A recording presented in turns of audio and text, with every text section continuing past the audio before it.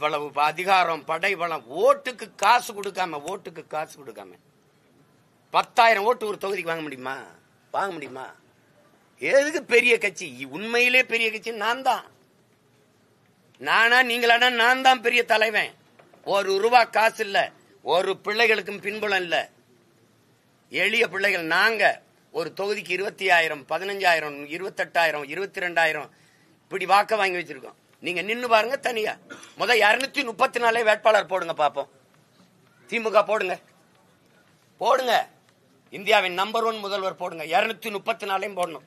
ஆனால் தனியா போடணும், தனியா போடணும். மனச்சான்றுக்கு விரோதம் 1 ரூபா. நேர்மையாளர்கள் மாறி மாறி ஆட்சி செஞ்சிருக்கேன் உங்க அப்பா காலத்துல இருந்து. நீங்க உண்மையிலேயே மனச்சான்றுக்கு விரோதம் இல்லாம இந்த மண்ணுக்கு மக்களுக்கு நல்லது செஞ்சது உண்மையானால், சத்தியமானால் அதையே சொல்லி வாக்குக்கு காசு கொடுக்காம வாக்கு வாங்கி காட்டணும். என்னைய தாண்டி காட்டணும். இந்த எளிய மகனை நீ வென்று காட்டணும். நீங்களும் 234, நானும் 234. 26 தேர்தல கூட்டணி எதிர்க்கூடாது. உன் கருப்பு சிவப்பு கொடி என் தலைவன் ஏந்தி, என் பாட்டன் சோழன் ஏந்திய புலிக்கொடி. நான் சண்டை போடுவோம். திராவிடரா தமிழரா போடுவோம், திராவிடரா தமிழரா போடுவோம். கருணாநிதி மகனா பிரபாகரன் மகனா மோதுவன் களத்துல 2 பேர். மற்ற கட்சிகள் இருக்கட்டும், நம்ம 2 பேருக்கும் போட்டி நின்றுவோம். ஆனா வாக்கு காசு கொடுக்காது. நான் ஆட்சிக்கு வரல, எனக்கு சாதனைன்னு ஒன்னும் சொல்லிக்கிறல. நான் வந்தா செய்வேன் தான் என் மக்கள்கிட்ட சொல்ல முடியுது. நீ வந்திருக்கீங்க, செஞ்சிருக்கீங்கல்ல, சொல்லி கேளுங்க. உங்களை மாதிரி உங்க அப்பா முதலமைச்சர் அப்படி நான் வந்தவன் இல்ல. சாதாரண விவசாயி மகன். எனக்கு ஒண்ணும் கிடையாது. மக்களிடம் இருந்து மக்களின் துயர துன்பங்களை சுமந்து மக்களுக்காக வந்த மகன். என்னைய சமாளிக்க முடியல, ஒண்ணுமே பண்ண முடியாது. நீங்க எத்தனை வழக்கு, எவ்வளவு அழுத்தம் கொடுத்தாலும் அஞ்சுற ஆள் கிடையாது, பயப்படுற ஆள் கிடையாது. இந்த சும்மா குண்டு வீசுறது, பெட்ரோல் குண்டு, நிஜ குண்டு வீசும்போது ஊடறுத்து போய் என் தலைவனை சந்திச்சு வந்தவன் நான். எனக்கிட்ட வந்து பூச்சாண்டி எல்லாம் விட்டுறணும்.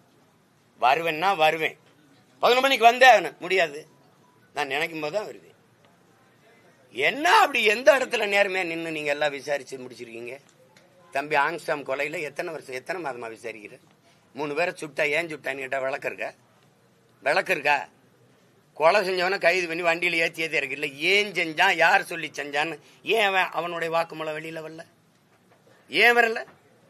ஞானசேகரன் ஒரே ஆள் தான் அந்த பாலியல் அந்த குற்றச்செயலில் ஈடுபட்டாரா? அப்ப அந்த சாருக்கு, அந்த சார் அப்படிங்கிறது எந்த சார்? எந்த சார்? அப்போ உங்களுக்கு தேவைன்னா ஒண்ணு செய்வீங்க எதுல. ஆனா நீங்க எல்லாரும் கவனத்துல வச்சுக்கிறீங்க, இந்த அதிகாரம் நிலையானதுன்னு நினைச்சு வேலைகளை செய்யாதீங்க. கால சக்கரம் வரலாறுங்கும் சுழன்று கொண்டுதான் இருக்கு.